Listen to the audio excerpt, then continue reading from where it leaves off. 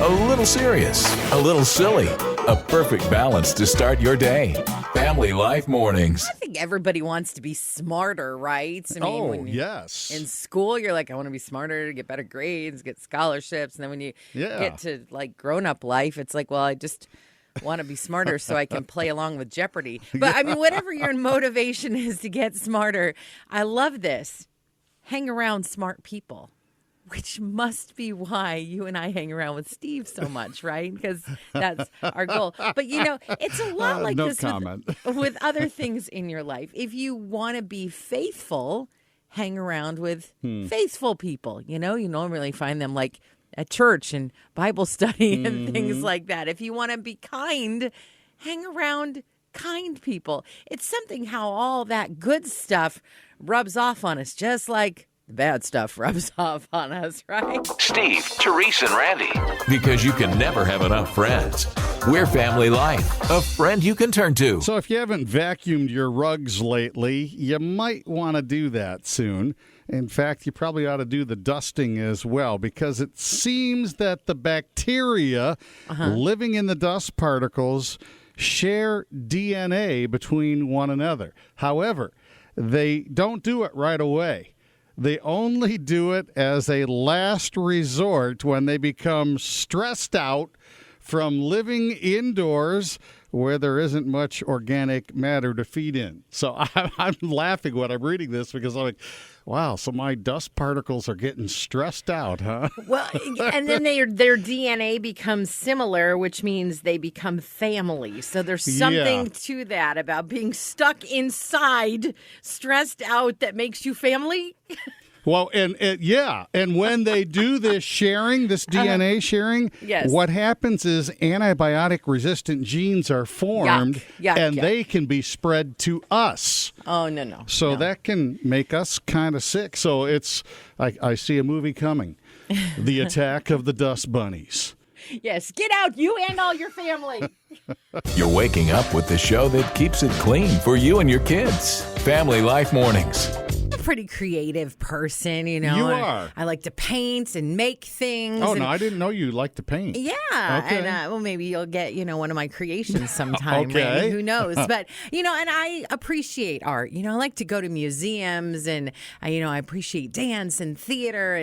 But sometimes you see things and you're like, is that art? Really? Oh. All right. So this one, I'm not sure about. You can be the judge. There's this guy named Sven. He's a conceptual artist outside of New York City. And he's got this installment that is literally a stack of hay. It's about 6 feet tall. And what he does is he has the museum director hide something in the hay. And then Sven's art is finding it. A single silver needle in a haystack. Oh, okay. So that's supposed to be... So that's supposed to be... If that is art, then me digging my keys out of the bottom of my purse? Oh, that's a masterpiece, Therese. That's what I'm saying. It's okay if you're not ready to wake up yet. We'll just turn the music down and talk softer. Steve, Therese, and Randy on Family Life Mornings. Well, Mark began to get alarmed because it looked like his legs were turning blue. Oh, boy. And he looked up his symptoms online. That's never a good thing to do because it always gives you the worst case scenario, Right. it seems It like. could be a rash or you might be dying. It's one of the two. So the internet, he was convinced, said that he was suffering from deep vein thrombosis. I've had that. Is that how you DVT. say that? Okay, Yes, okay. dangerous. So he went to the emergency room. Uh-huh. Well, it turns out what Mark had was a failure to wash his new jeans before wearing them disease. Oh, you have to, otherwise you look like a Smurf. Exactly. Right? You should always wash clothes right before you wear them the first time. I don't always do that. I'll just confess. God gives us each new morning. We give you the encouragement to get through it. This is Family Life. Okay, what if you lost 5 days of vacation time a year?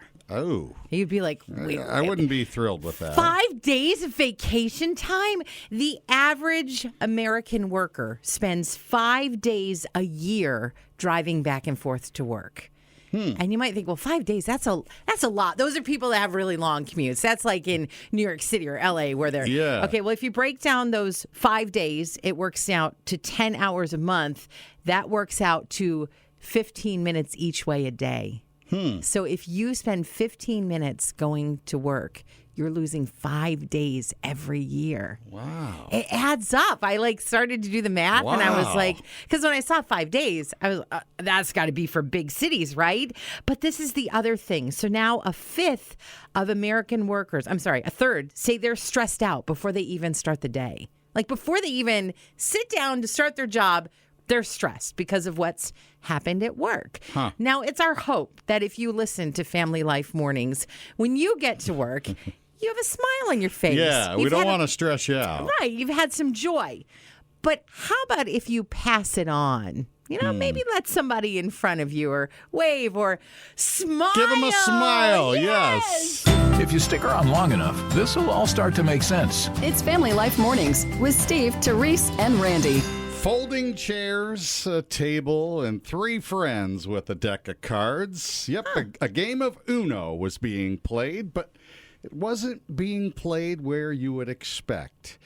Evidently, traffic lights in Florida take a long time to change because these guys were playing in the middle of the road. Come on. Stopped at a traffic light. Like a red light, they get out, they set up the table. Playing a game of Uno. Oh. And they sat out there for around a minute and then figured, okay, they folded up the chairs, folded up the table, got back in the car, and they still waited another minute before the light finally changed. Wow. And the reason they did this was just to kind of make fun of how long the traffic lights are. It's dangerous to play Uno in traffic. Well, yeah, but there was no traffic because it was a red light. Right, but you still, if you draw the reverse card, yeah, you're going to back into the person behind you, right?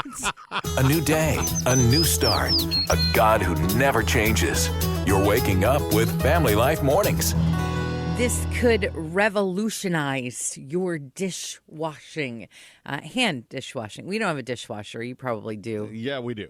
You're fancy that way, but we don't. We wash everything by hand. But when I see these gloves, I'm like, whoa, they're like the, latex gloves that you wear to do dishes. But on the fingers and on the palm is scrubbers. Mm-hmm. So you don't have to hold like a scrubber or like a sponge or anything. Like you just pick up the dish and like wash it with the gloves. Nice. This is this amazing. Like I'm speechless. However, these gloves are not an appropriate Valentine's Day gift. Okay? I want to clarify. I think they're cool, but not a good gift. We hope the rest of your day is just as much fun as this. Family Life Mornings with Steve, Therese, and Randy. Well, toddlers can be a problem for moms when they go grocery shopping. In fact, they can be for dads as well, because I can speak firsthand experience.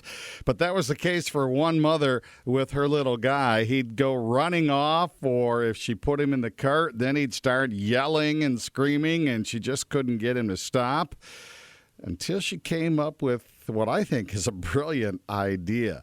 The workers at this little guy's daycare center had told his mother that her son really likes being the safety officer while he's there. Oh. And she got to thinking, I could make him the shopping officer. So she bought him a bright green vest, gave him a clipboard, and she made out her shopping list and put it on the clipboard. Now, the kid can't read, but he gets the clipboard, wears his vest. He also has a visor he puts on. Of course, you can't be a shopping officer without a visor. Exactly. And they go into the store, and now he is all business. He walks around with his clipboard and helps his mom pick out the things and put it in the cart. And no more problem with him running away or yelling or screaming because He's the shopping officer. See what happens when you let someone think that they're in charge? This is Family Life, a friend you can turn to. This is a terrible accident. I don't know if you saw this online or not. There was a 76-year-old woman in New York City who accidentally fell out of the apartment window. Oh. Her apartment, though, is on the 7th floor. Oh. Bad combination. 76 years old, 7th floor. But check this out. There had just been a delivery downstairs, and so her fall was broken by some boxes. And she's actually going to be just fine. Those boxes inside, there's a restaurant down there, so they were carrots and onions and limes. She fell in this box delivery of produce. But it just goes to show fruits and vegetables, it can save your life. Because 3 hosts are better than 1, or 2 for that matter. This is Family Life, and we are a friend you can turn to. Well, some say this looks like caramel popcorn. Others say it resembles a honeycomb. But whatever you think, the pictures are really quite fascinating. A new telescope in Hawaii has taken some incredible close-ups of something that is 93 million miles away. And if we go back to school, you probably remember that the sun is that distance from the Earth, 93 million miles.